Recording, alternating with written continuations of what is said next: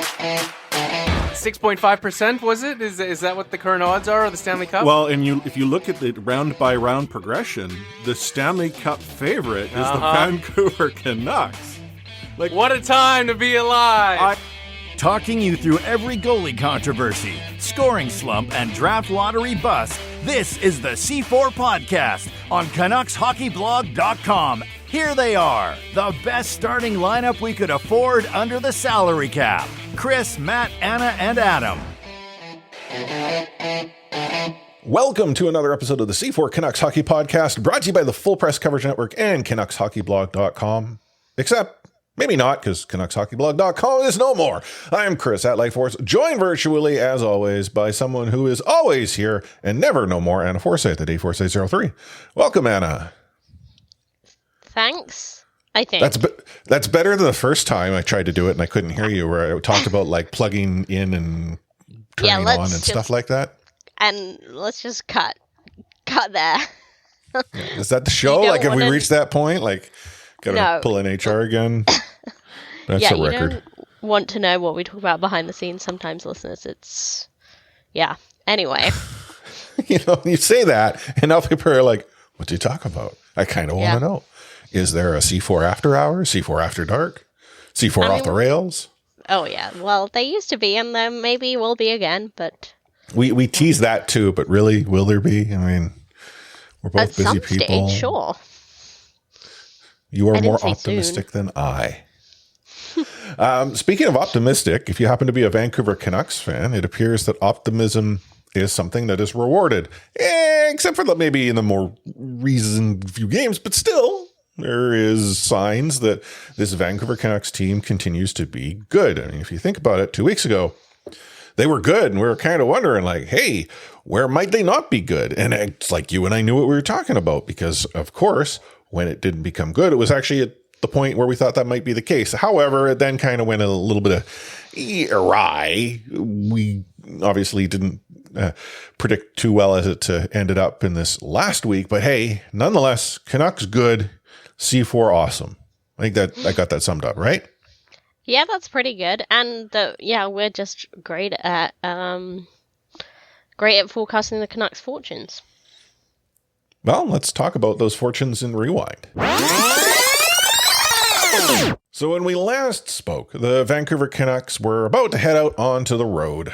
They had decided it was time to book those plane tickets, fly out east for a spell, and find themselves in our nation's capital, in Ottawa, to take on the Ottawa Senators, where the Vancouver Canucks did everything in their power to give the Sens hope. At one point, was it like 20-3 in shots or something like that for the Sens? I don't know. It was some obscene number, and yet the Vancouver Canucks were scoring goals in every shot they took. Yeah, it was kind of wild to think that, like, it was a 5-2 win, and Canucks didn't look great for it, and they didn't feel great. There was lots of talk after the fact that it wasn't their best effort, and it's true, but that's a sign of a good team, no? If you don't dominate but still win. And score goals 15 seconds in. Yeah. I mean, both are good. Besser scores the goal on, I think, the first shot of the game, 15 seconds in. I don't think there was a shot before that. Ottawa then proceeds to go in and fire every puck at the net they could possibly handle. But 2 minutes later, Mikheyev goes and shoots again. And interestingly enough, the Vancouver Canucks are currently 2 for 2 in the shots department and up 2-0. Good teams, as you say, are the teams that manufacture points on nights they should otherwise not get a single one. And maybe this game was indicative of the Vancouver Canucks being that quote-unquote good team. We saw goals from Miller, Petey, and a second one from Mikheyev throughout the game. And they were just having their way. Wasn't a good game defensively, yet when you have a pretty knockout goaltender between the pipes. Right, it doesn't matter. That's telling, right? That the goals came from their top two lines, like their stars, quote unquote, and Demko making it work at the back. So it's... Well, it wasn't Demko in net, though. It was DeSmith. Oh, right. Sorry. DeSmith got the start. Because we did talk about whether... what would happen whether DeSmith gets a big test on Saturday against the Leafs, but we both kind of said we agreed that it would be Demko's big challenge, which didn't end up working out too well. More on that later. But yeah, like, DeSmith is, like, proving to be such a worthwhile backup, it has to be said. Like, counting on him to make those tough stops, So Canucks get themselves 2 points out of Ottawa. They head into Toronto. This was the game that I had said was going to be the potential trap. And my theory was you have a Saturday night in Toronto, November 11th. Like, there was a lot going, on as far as sort of the lights in the big smoke. The Vancouver Canucks, however, did what they had done in Ottawa. They came out and got a couple of goals in the first period, albeit maybe not playing as good hockey as one would have liked. But going in the second, you kind of felt like, hey, things are being things, right? But the problem is the Vancouver Canucks, I guess, didn't realize that Toronto was not Ottawa. no. And when you provide a team like Toronto the opportunity to get easy goals, you make your ability to score goals yourself and in turn get those points that much harder. I mean, they leave the second, down a goal. And unfortunately for them, Samsonov was just lights out. For most of the night beyond that first period. Yeah, and I think it's a real shame. It is the difference, this sort of leaders not performing. It's a shame because that was the spotlight game, like you said, but Demko didn't perform to the best of his ability. Hughes and Hronek certainly didn't, like, considering how dominant they've been and how well they play together, especially. So it's a shame because did Toronto do that well? They did okay. And they certainly did enough to win. But it was a kind of a case of Canucks letting them back in the game in the second. And once they were ahead, they were kind of battling uphill at that stage. And it's just... Because you'd say the narrative from the first period was like the tough guy act that Toronto were putting on wasn't working, right? They got 2 instigator penalties, which is just so dumb. Well, the fact that you can get 1 instigator penalty in an NHL game is I know a unicorn, but it's 2. 2 unicorns, I guess. Very brief off the rails. Do you know that the unicorn is protected by an act in the Scottish Parliament? I did not, but yet I'm not surprised to hear that that's the case. So there you go. Anyway, so it's just kind of, I felt like Bieksa was making a really good point in intermission, just saying like, well, it's just not worth it. Like, you want people to stand up for your teammates, but it's not worth it if you're like sitting in the box and letting the other team score power play goals. But then by the end of the night, you get people saying, oh, yeah, see, this is what it takes. You have to be tough. I know. And Canucks aren't tough, especially tiny baby Quinn Hughes. Oh, yeah. Who can't cope. The narrative of this is just completely backwards. Yes, teams who are quote unquote tough, and I'm using the most sarcastic tone I can, occasionally win games and occasionally win Stanley Cups. There is some truth to that. However, teams who are not tough have also won games and won cups. And in the recent era of NHL hockey, those teams tend to have quite a bit more success.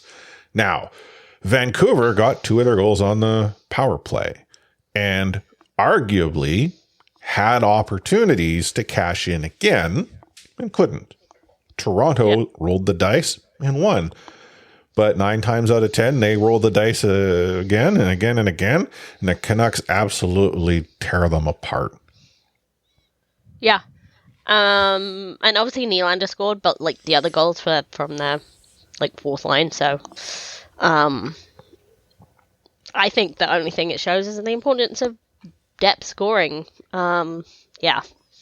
Like the whole tough guy narrative is so boring. Like, when was the last time a Leafs team, tough or otherwise, got past the first round? Last year, and that was it. Like, Yeah, they were already starting to plan the parade, just like we were back in September. So, Canucks lose to Toronto. They go into Montreal the following night and return the favor, if I could say this at least.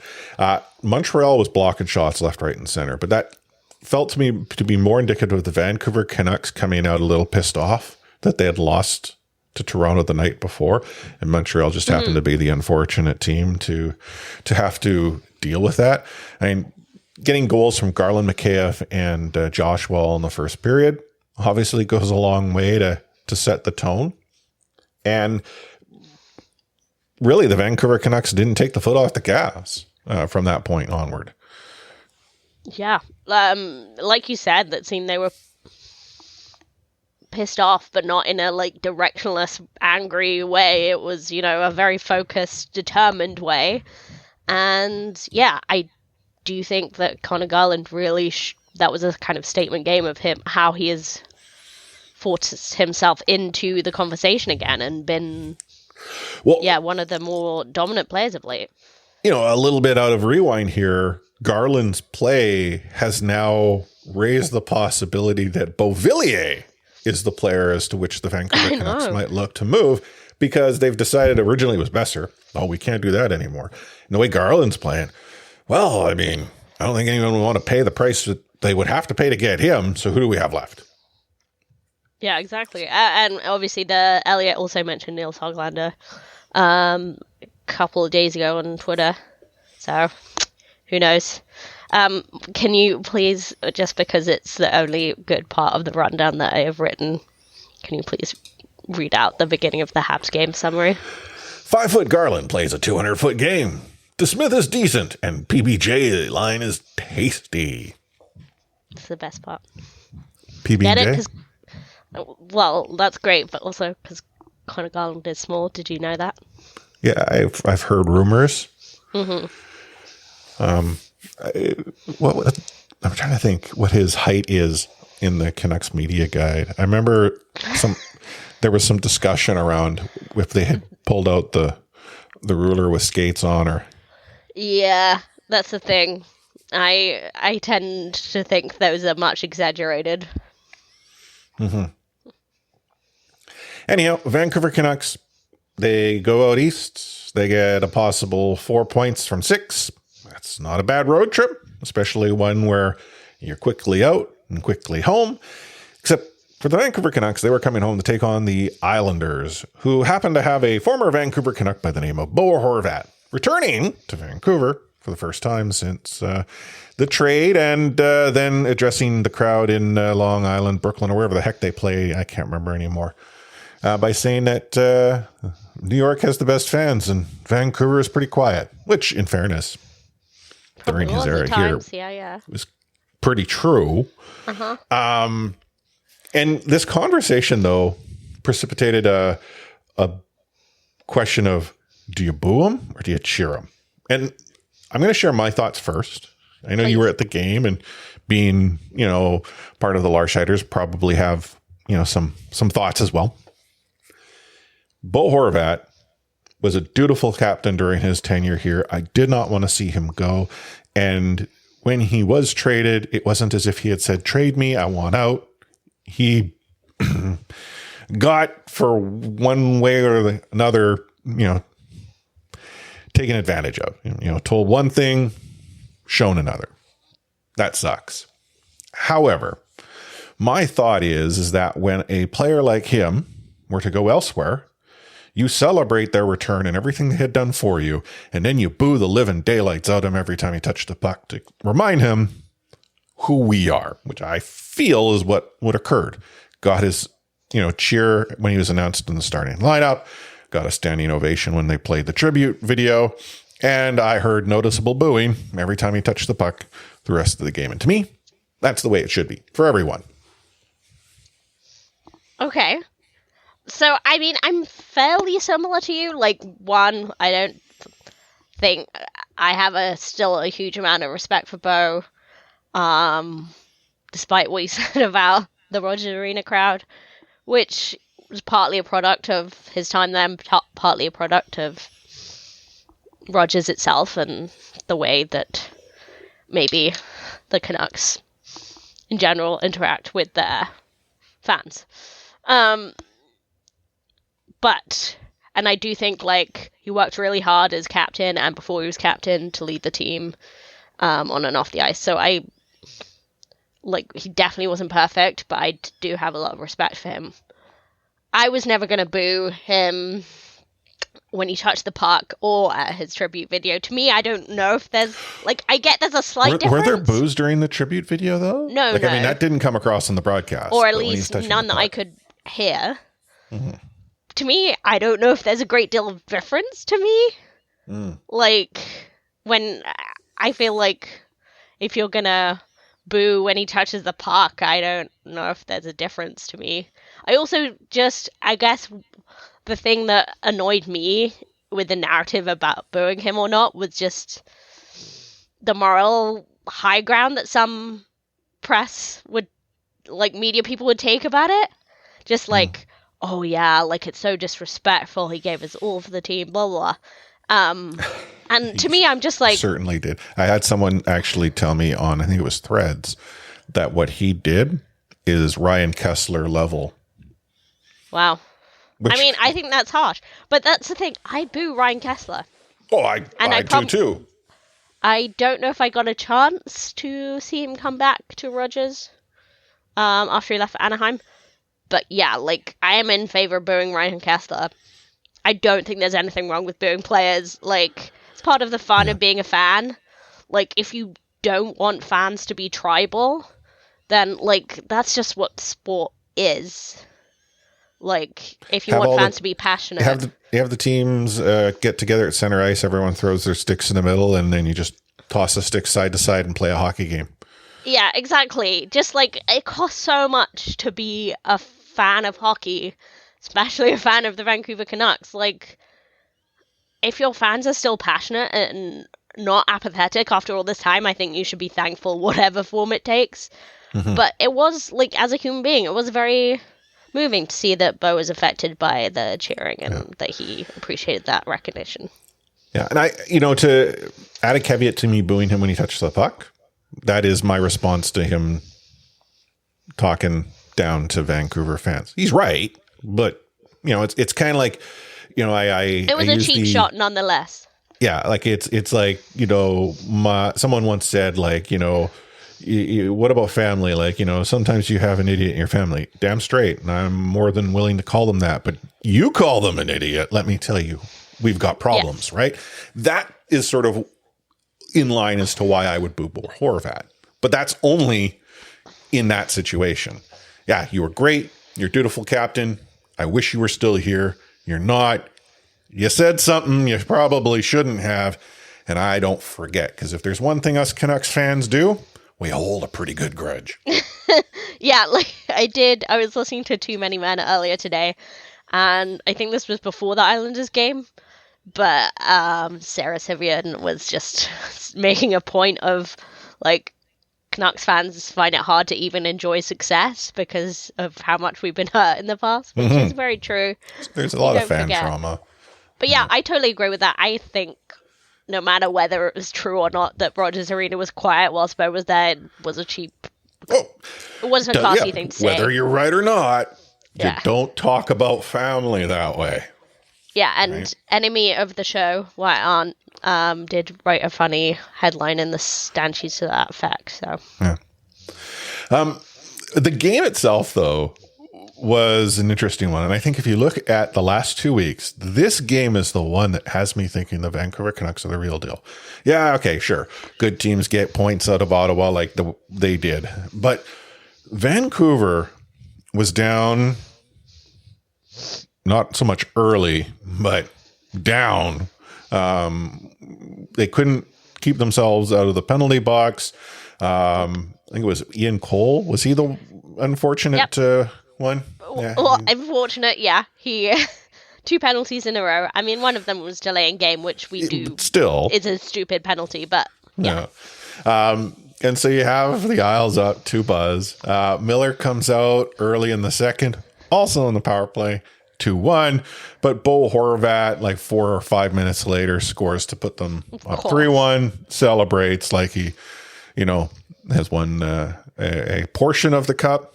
Yeah, and brief sidebar to that is that, like, as morally sanctimonious as hockey can get, they don't talk about the non-celebration thing, which is a massive thing in football, where you're not supposed to celebrate if you score against your former team because it's disrespectful. Even, like, players who have only played in the youth team. So I'm glad that's not part of hockey, I have to say. Yeah.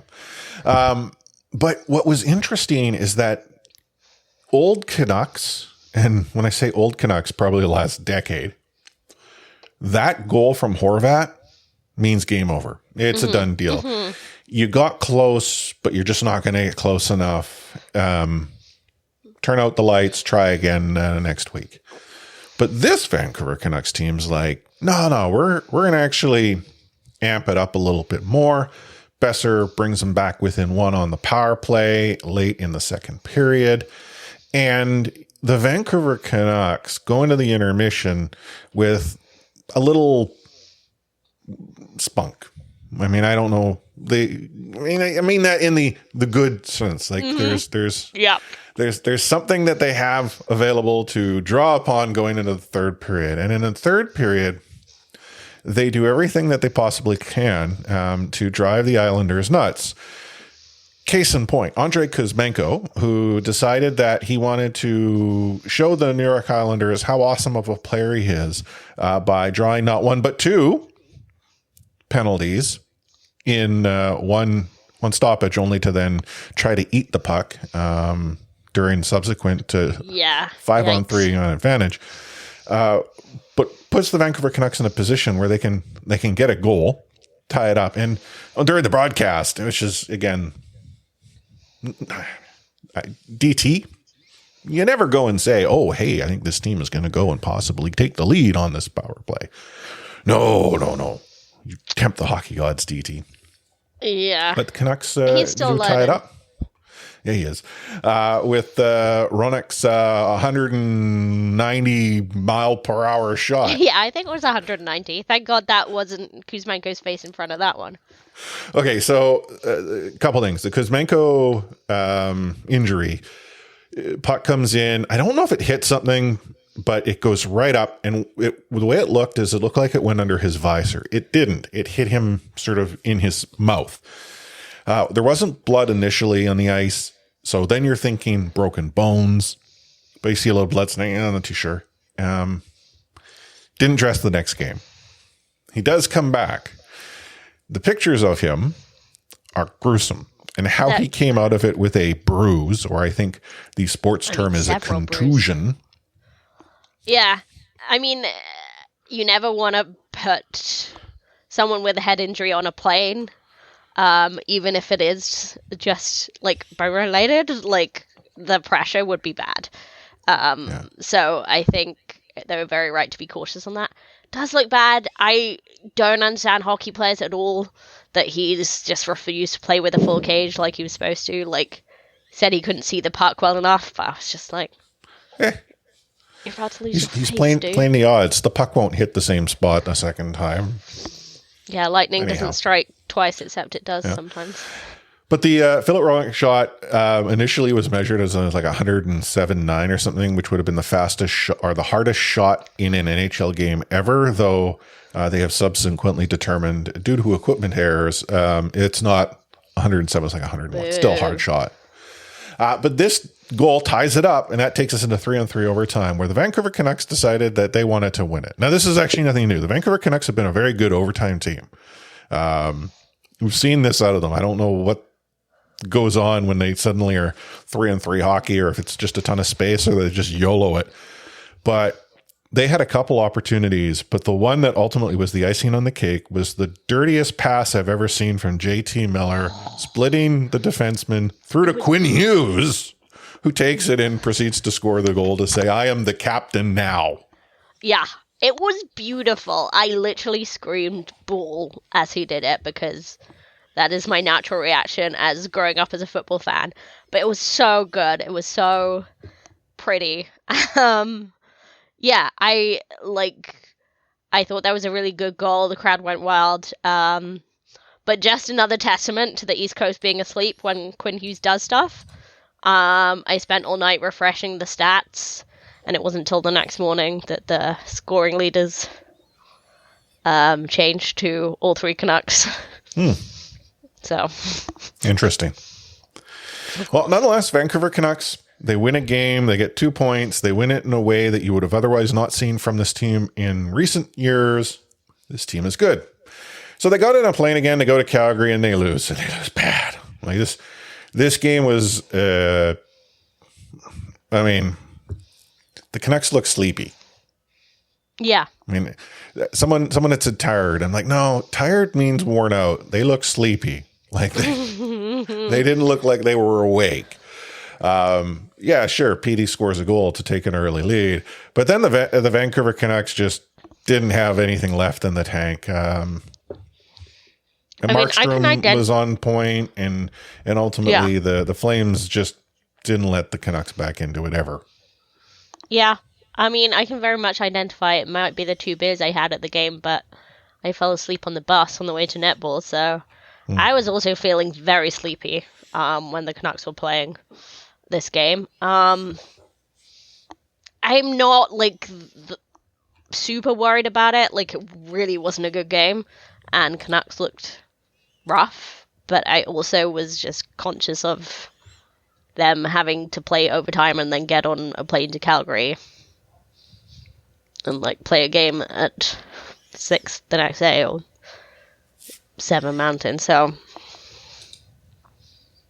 yeah, I don't know. They just didn't look good. And, fine. Teams will have that on occasion. And you have to consider they've come back from a road trip. They've probably, not had an opportunity to recover. They play in a very emotional game against the Islanders. They win it, and win it in very exciting fashion. Immediately have to head back out on the road, go into Calgary. Calgary is actually starting to look good again. And the Vancouver Canucks had to play them after playing at home the night before. So again, there wasn't a lot going for the Vancouver Canucks. But when they come back home to play the Kraken on Saturday, this game disappointed me a bit. Yeah. That's not to suggest that Vancouver should beat the Kraken every time they play them, especially here in Vancouver. But the Vancouver Canucks made mental errors and mistakes, which again could be a sign of them maybe being tired, worn out, run down, whatever it happens to be. But even in the third period where they're down 2, it took until really the final minute of the game for them to actually look like that good team we saw earlier in the month. The fact that the final, 15 seconds of the game was the most exciting part of the third period should tell you a lot. They got a goal. They had, 10 seconds left. And on the broadcast, they're like, they'll have to have a miracle. And it only took, 4 seconds to get a face-off in the offensive end. And the play that they had drawn up almost worked out. But this is the Vancouver Canucks suddenly just taking charge. There's a part of me that wonders if Höglander scores that goal with 20 seconds left, do the Canucks get another the way they suddenly just turned it on? If they had played that way throughout, it's not a 4-3 loss. That's the thing. It's they lost by 1 goal and they almost scored in the last few seconds, tied up. We shouldn't be mad at that game, but I am totally with you. I was. It was just so sloppy. It wasn't good hockey from either team, which I think is why some people are not... I saw my timeline wasn't too downbeat about it, but to me, I was just like, Rick Tockett's team doesn't do ill-disciplined like this, or they shouldn't. Like, that's what's kind of stood the Canucks apart, so it just felt like old habits, right? Mm-hmm. Again, are we nitpicking the Vancouver Canucks? Like, over the last 2 weeks, they've lost, 3 games? Toronto, Seattle, Calgary? Yeah. That's actually not bad. I mean, all things considered. But that loss to Seattle does give me some concern, simply because of how sloppy it happened to be. If, however, there is a, silver lining in all of this, they do get to stay at home and play again Monday night. You might be listening to this show before watching the game. And Anna, do you know who rolls into town? Is it the pick-me-up San Jose Sharks? It is. Now, I shouldn't, look at the Sharks and say, oh my goodness, this is a must-win game. They beat the Oilers. Right. Yeah, they did. They beat the Oilers. That's what I was getting at. Since we last saw San Jose play the Vancouver Canucks, they've since picked up a few wins. And by a few, I mean they have a total of 3 on the season. But they're not that good. And if the Vancouver Canucks are good, this is a game that should have the Vancouver Canucks regain the confidence that they had possessed, a week or so ago, or on last Wednesday. They then head out back on the road, though, because, that's the way the Vancouver Canucks season has gone. And they go down to the great state of Colorado to take on the Avs on Wednesday night. They're then back into Seattle for a game against the Kraken on Friday night. And then the following night, on Hockey Night in Canada, they're down in San Jose. Now, that's going to be fun because if I understand correctly, or maybe it's changed, I don't know if the Vancouver Canucks can actually land in San Jose, or is it Anaheim that you can't land late at night? Oh, I have no idea. I did hear that Rick Tocchet doesn't like doing that, though, and he tries to... Like fly in the day of? Yeah. Oh, okay. Well, which regardless, to me doesn't seem better, but apparently it is. They figured it out.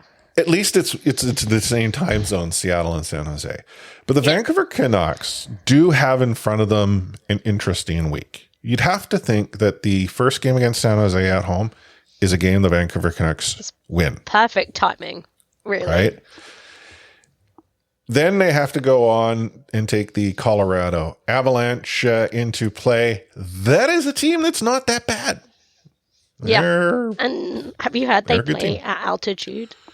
I have heard that. So that can come into play, especially if the team is still feeling a little worn down, tired.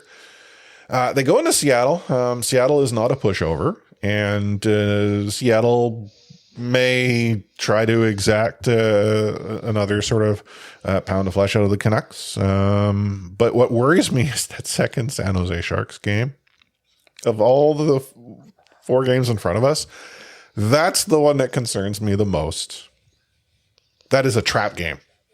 I was just like, don't say the word. Don't say it. Don't say the T word.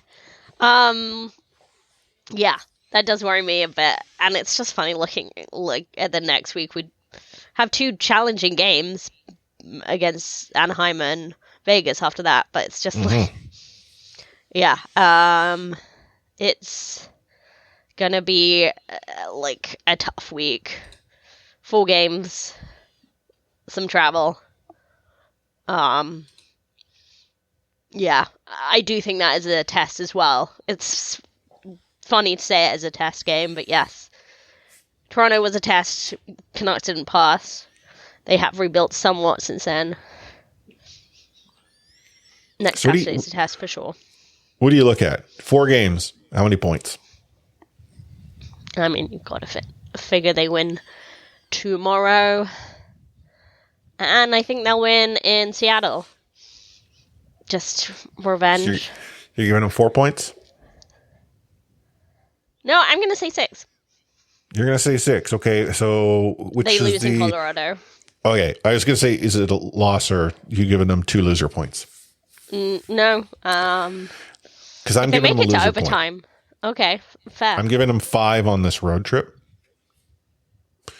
I'm going to say they're going to beat San Jose at home. I think that they'll beat the Kraken. I think they'll lose to the Avs, and I think they get the loser point in San Jose. Okay. Let's see. Yeah. Yeah, I think, but we do seem to be both in agreement that Colorado could be quite a challenge. But yeah, with the confidence boosted by a win against San Jose, who knows? Yeah, that's very true. What are your thoughts? How are the Vancouver Canucks going to do this week? Let us know in C4 Discord, discord.io/C4 podcast. We're going to take a short break. You're listening to the C4 Canucks Hockey Podcast. Take hitting out of the game. You can't hit anymore, so don't do it. The unsportsmanlike conduct, I want to get an explanation on that. No kidding. Because how do you get suspended for unsportsmanlike conduct? Plus interference. There's no interference there. He had the puck. Now, Madison never ever did that before. Now, why did he do it? And that because he was mad. Well, your early favorite for the Calder Trophy, that's for sure. Elias Pettersson, you might even say your early favorite for the Hart Trophy. Just to get back to your question, Elias is going to play plenty. He's going to get a lot of power play time. And yeah, I'm concerned about our offense. We lost 200-point players, and we've got to find a way to score. It is Movember, a month as to which I used to go and grow myself a mustache. I am not doing it right now. I haven't done it actually for a couple of years. To be honest, I keep forgetting to do the shave, and then it's like I feel guilty, and so then I don't, because that's a very, piss poor reason. But if there's something that has been synonymous with hockey forever and a day, it's growing a mo. It doesn't have to be November. Some players just do it. It's a good reason. Others just grow everything come playoff hockey. But come November, it is Movember, raising money for men's health initiatives. But in the rundown, you had asked, who's got the best stash? And I had actually commented like, I don't know if I've been paying close enough attention to which Vancouver Canuck or Canucks have been growing a mustache. Though I did see on first glance the picture of what's his name's Bruce. Now that I've forgotten the name off the top of my head. Kuzmenko, thank you. I'm getting old, Anna. Yeah. I thought he'd grown a goatee, and it's like, whoa, man, that's a bad looking goatee. And then I saw that, no, that's a bruise. Because it's just all like between, like just under the lip, but entire chin, right? It's almost akin to the Mike Gillis, Darkest Timeline goatee. Oh, God, yeah. That was rough. But what are your thoughts on the Canucks stashes? Well, first of all, I'm going to give a shout out to our good friend of the show, Anders Lau, loyal listener, who suggested this topic. He suggested it before an article from friend of the show, Daniel Wagner, came out ranking the Canucks stashes. So this wasn't taken directly from Wags, but Wags' article gives us a good opportunity to, I would say, correct the record. I think Wags is given too much credit to Petey and Bessa just because they have blonde hair and it's hard to grow a visible mustache if you do. To me, I'm like, Connor Garland is just head and shoulders in this category only above the competition. His mustache is beautiful. It's so well maintained. It suits his face. So to me, it's Connor Garland all the way. And I don't particularly like JT Miller's mustache, but I do think it's probably second place because it's just dark hair and it's kind of there. And I think he did start in October though. But yeah. Well, I was glancing at pictures. The first thing that came to mind is that Petey, I don't know if he's allowed to grow a mustache because it just makes him look older. Like, it doesn't look right. Besser, it looks sketchy. I'm kind of disappointed in his mustache considering the flow that he normally rocks. Like, it just feels to me that he's got someone else's mustache on his face. Yeah, but it is. He doesn't have blonde hair, so again, it's not as blonde as Petey's maybe, but like he has Disney Prince hair. It's kind of hard to make that stand out. I think Bess is marginally better than Petey's, but neither of them are good. Teddy Blueger's is decent as well, I would say. Yeah, Blueger's mustache looks a lot like sort of mine does, where there's not a whole lot of sort of body to it, but it's noticeable in there. Yeah, and I would say, like, I do think Teddy Blueger's face needs something. Like, it doesn't, like, it looks better with facial hair for sure. And there's just something about him that, like, his name, his demeanor, it suits having facial hair. So I think the whole thing works, but to me, there's just no competition at all. Mm-hmm. Connor Garland, you are the winner of this, in my eyes. Oh, very clearly. Like, I agree with you. He's got the best stash. I also do want to point out, Wags is using probably the best mustache scale of all time. Score out of 5 of Harold Snep's stash. I mean, yeah, Harold. I grew up in the era where Harold Snep's was still patrolling the blue line for the Vancouver Canucks, and he was easy to spot. He wore no helmet, and all he saw was a stash. Yeah. So. To me, like, Harold Snep's mustache would be only secondary in sport to Merv Hughes, who was a Australian cricketer back in the day and just had the greatest mustache. So, listeners, please look that up because he was just king in that area. You know, there needs to be a resurgence of mustaches in sport. Like, not for a particular month. It'll be, so? You'd stand out. Like, you'd be noticeable. I'm not saying every player should do it, but there needs to be a player or two that does, and you know it's them because you can tell. Yeah, because I do think it should be few and far between to me. Like if Garland were to rock that stash all the time, I mean. Yeah, like, I think honestly, I think it would help improve his game. I think so. And, yeah. Although I think last year people did notice that whenever he shaved his face, he played better. Is that right? Someone correct me if I'm wrong on that. But it doesn't really look right. He looks like a baby. But yes, November, great cause, like, very important to raise awareness about men's mental and physical health initiatives. I was just looking up some statistics for International Men's Day, which is today as we're recording, yesterday as you're listening to this. Yes, suicide is a massive, massive killer in men, especially young men. Testicular cancer often goes undetected because men aren't checking that kind of thing. So, two of many initiatives that kind of fall under the Movember umbrella, but important things to think about. Agreed. It's one of the reasons why I got involved in Movember and would really try to spread the word through the few medium that I had access to. I do feel badly that I don't participate as actively as I used to. But it's definitely a great cause. To change gears, I was going to say slightly, but maybe quite a bit. What's going on with the PWHL, Anna? Well, I guess it's not a complete left turn in the fact that we're talking about more awareness of issues and equity. Let's put it that way. Okay. But it is a slight left turn in that I'm not really talking about anything serious here. But we saw the team colors and the jerseys come out. They got a lot of flack on, the site formerly known as Twitter. I liked quite a few of the concepts, particularly Montreal, which I think has a couple former Connecticut World players, so I'm thinking about directing my attentions there. So I don't mind them.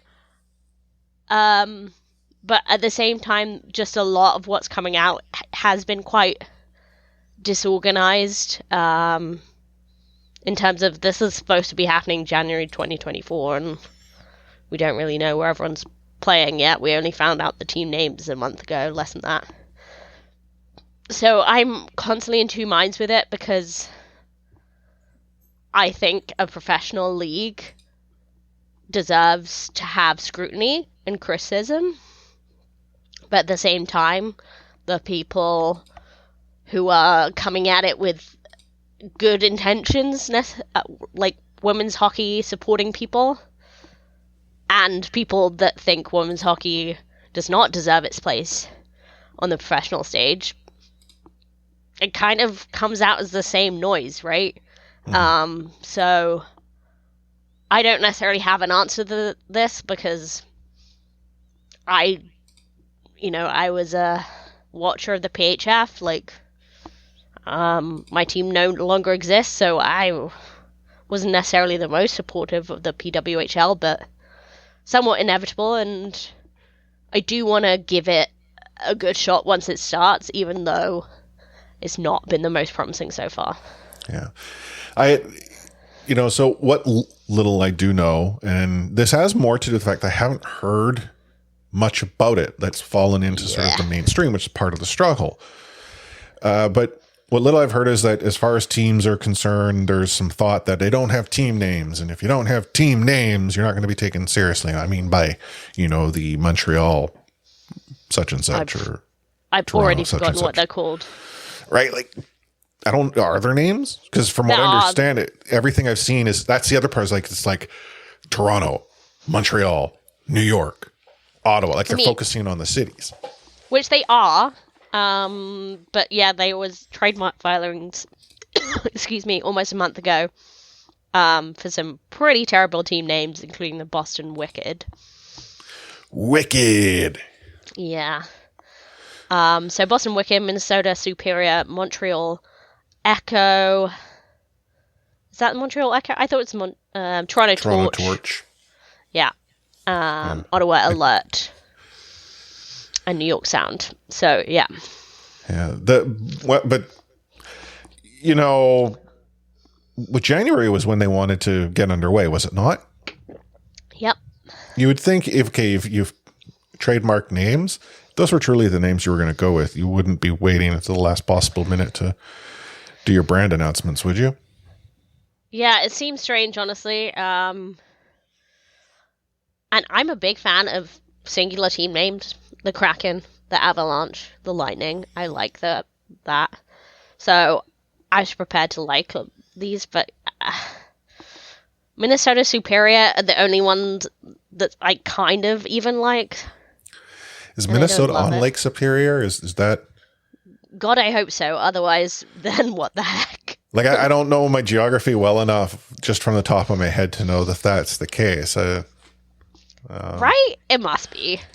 I'm looking at Google Maps right now just to... I mean, honestly, like, I went to Chicago last month, and that was me figuring it out. Like, I knew it was on Lake Michigan, but, like... Yes.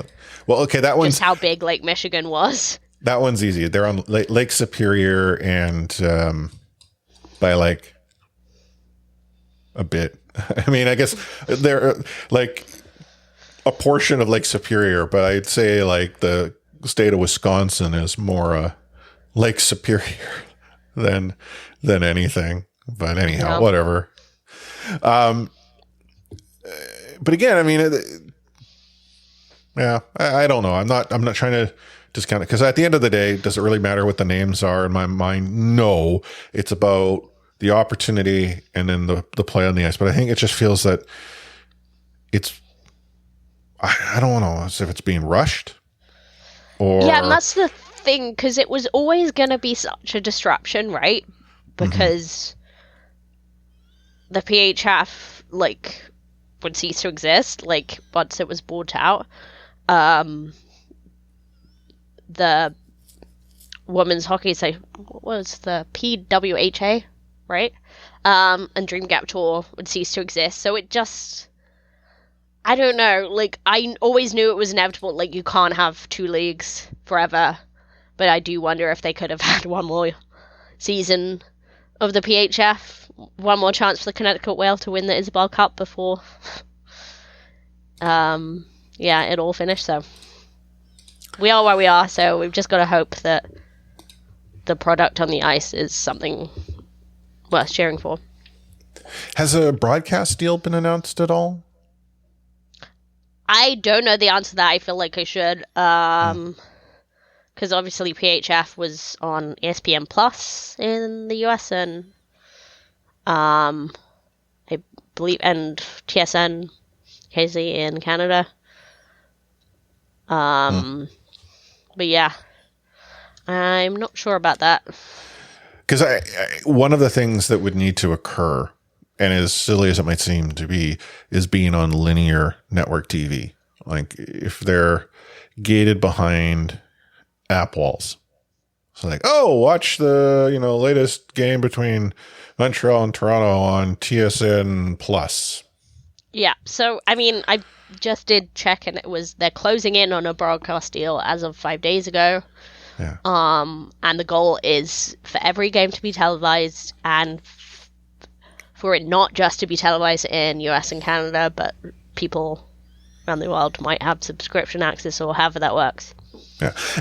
And I'm not suggesting that like every game has to be on the TV. That'd be great. But having showcase matches or games, or a game of the week or a day of the week as to which I can sit down, I can tune in. If you have all of the other availability online, there's some balance. I get there is business involved here too.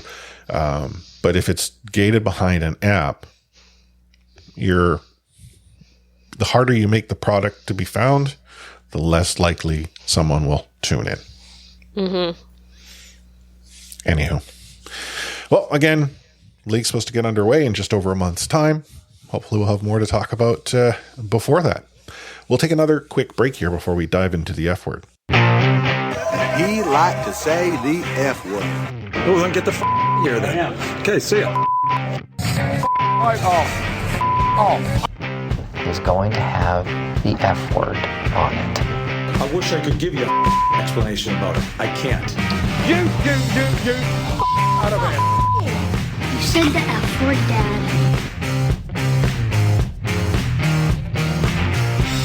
You called me the F word. News broke last week that the authorities in the United Kingdom had made an arrest in the death of Adam Johnson, who died tragically while playing hockey for the Nottingham Panthers. And while names or a name has not been released, it has been declared that the suspect was arrested on suspicion of manslaughter. Without providing the name ourselves, because I actually don't know the legal ramifications at this point if we were to. Yeah. It is the result of an investigation of what occurred on the ice. And I think this issue also speaks loudly to how there is an extremely gray area as to violence in the game of hockey, not just in the UK, but worldwide. And we've seen that occur here locally in Vancouver with Todd Bertuzzi in the Steve Moore incident, who was taken to court. And, I view this as being very similar to that, where there's this belief that justice is served in the sport through a quasi-judicial process that doesn't follow the same due process that justice does outside of the boundaries of sport. And then the gray area occurs when something like this cannot be ignored. If you or I, through our actions, were to harm someone on the street, there are ramifications to that can impact us. And I see that as being the same here. But I am not a lawyer. I don't claim to be a lawyer. I've tried to get Sam to be my lawyer, but if you've read her social media profile, she declares quite visibly, I am not your lawyer. Mm-hmm. I thought I might be an exception. But your thoughts here, Anna? To me, I guess it was just disappointing to see that. I mean, it's such an incredibly traumatizing thing to happen to Adam Johnson's teammates, his family, his friends, but also to the player who was involved in that accident and also all the crowd that was there. I don't know about the law, like you said.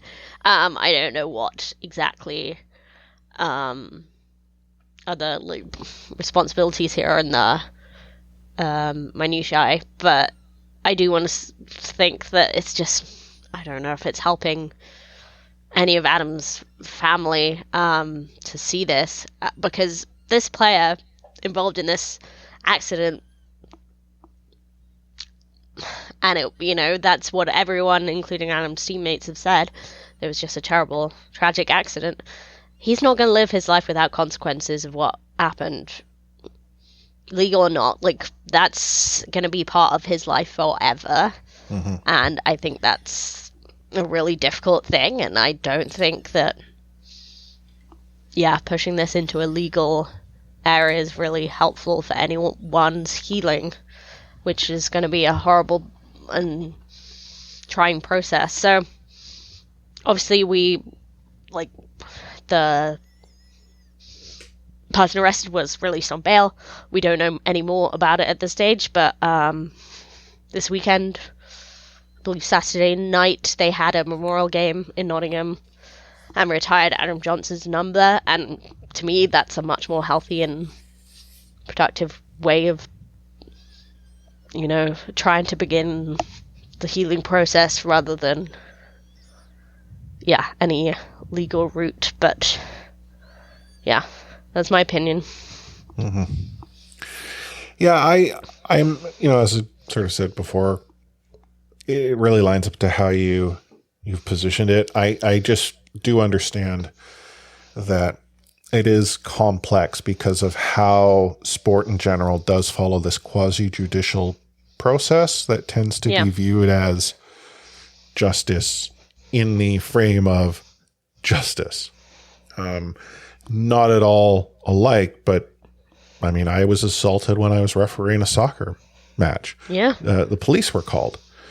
No charges were ever filed, even though it was many witnesses saw a player not only strike me, but then take my flag that I had dropped because I got knocked out cold and strike me multiple times with it. So I was assaulted not only with a fist in an altercation that I was not a willing part of, but then was assaulted with a weapon. Nothing came of that. Now, I wasn't looking for anyone to be charged. And in the quasi-judicial process that took place through BC Soccer, nothing came of that because they could not identify the player because he had an identical twin. No so therefore, way. Which twin struck me was the problem. I'm sorry, it's not funny, but I just was not expecting that. Yeah, it was, again, bizarre. But you look at this process, and again, I came out of it relatively unscarred. I continued to referee soccer for years after that. I had some bruising. I had a slight concussion, like some of that. But again, thankfully, nothing came from that held me back. But then again, here's a situation where the quasi-judicial process was deemed to be sufficient. And I don't know, is the line in the sand catastrophic injury or worse in this particular case? And then is this the best path forward? Like, I honestly would have rather not to have seen this to occur, but now that it has, proactive, progressive action taking place, player safety equipment, neck guards, things of that sort, like that, if that had been already in place, might that have helped in the situation? We don't know. We never will. But what can we do to mitigate something like this from occurring again? It is just as possible for a player to be, catch a rut in the ice, lose their footing, and their skate graze someone's arm or their leg. Yeah. And a catastrophic injury could be the result, right? So again, we don't know the full picture here with this situation. It is not going to bring Adam back. No. 100%. I think it's just like you said, it's like, what is the best path forward, and what progressive action can we take to both honor Adam and prevent something like this happening in the future. Yeah. Gambling advertisements was something you'd thrown in the rundown. I mean, this honestly might be too big, because I do actually have quite a lot of thoughts on it. So I almost want to put a pin in this. Stick it into next week's F word? Yes. Just say I have some thoughts and I have some concerns about how that has infiltrated the sport. And I think it might be worth rolling into next week because of the context of, like, Shane Pinto, of gambling in Canada. I do think it's becoming more and more prevalent. So, yeah, there's a lot to be said, and we've talked about it a lot already. So, yeah. But yeah, so if you do have any thoughts proactively on that, and you want us to discuss them next week, definitely throw that in Discord. Maybe an off topic. I bet you, Anna, someone might. Yeah. $5? Please do. Well, I mean, as you can see, Anders Lau said rank moustaches, and we did. So, there you go. So here we are at the end of another week's episode. We'll be back again next week. None of this 2 weeks off, because there aren't any holidays between now and Christmas where we will take a week off. As we usually do, we'll be back around New Year's. The calendar is lined up as such to, well, let's just say, ensure that Anna and I come to you either really early in the day or really late at night. Just saying. It's New Year's Eve when we would record. End of the year, I see. Yeah. And I'm going to be on a plane New Year's Day, so. Yeah, there you go. We'll figure it out. Yeah. But if you were wanting to keep track of our show, going to CanucksHockeyBlog.com, as I let off, is not the way to do it. That site is dead. Go to c4podcast.com, where the broken website will show you most of our back catalog. And I say most because the side effect of CHB going dark is that the original shows that are all listed there are not accessible through that means. I still have them. I have copies of them hosted elsewhere, but not in our current host, who inserts ads into the show, which you unfortunately get to have to listen to at the start, though I have found a way that I can avoid having them inserted in the middle. Because again, we get no money from any of that. So I've tried to reach out to our current host many times, and I get zero response. So we're in this weird space where do we switch hosts that we have total control over, but then potentially forfeit all of you, our listeners, when we make that switch, because we can't compel them to update our feed to forward you over. But I am hoping to figure that out into the new year. But Anna, what final words of wisdom do you have this week? Well, I'm not really wearing a graphic tee this week. I am wearing a Connecticut Whale t-shirt underneath this hoodie. Are you not wearing your making Whoopi jersey? No, I'm not, but it is green. And every time I think of Anna, I think of making Whoopi. Yeah, indeed. But yeah, you should have never told me about that team. And the fact that you... Do you know who I heard it from, actually? I don't know who you heard it from. I heard it on our friends of the show, Sound of Hockey. So that's how I heard about it. So, yes, who have unfortunately taken us down in the sort of podcast derby. So we must get our revenge on Friday. Hopefully. Mm-hmm. Hopefully. So you're wearing your Connecticut Whale, was it? Yeah, my jersey. It is a Shannon Turner jersey because I bought it because she was retiring. Huh. Didn't realize that the whole team was retiring, but there you go. So it's now vintage. Exactly. Yeah. Final words of wisdom for me. If you happen to own a home that has pipes that go to the outside, ensure you winterize them. It's starting to get cold, and the last thing you need is for that pipe to burst. Not to suggest it's happened here. It hasn't. I winterized all of ours. Did you learn this the hard way? No, I have heard of others who have learned it the hard way. So just saying, it's starting to get cold out there. Good advice. Yeah, getting a thanks, Dad, from a handful of our listeners. I'm sure I come with the real critical stuff that you need to listen to. Mm-hmm.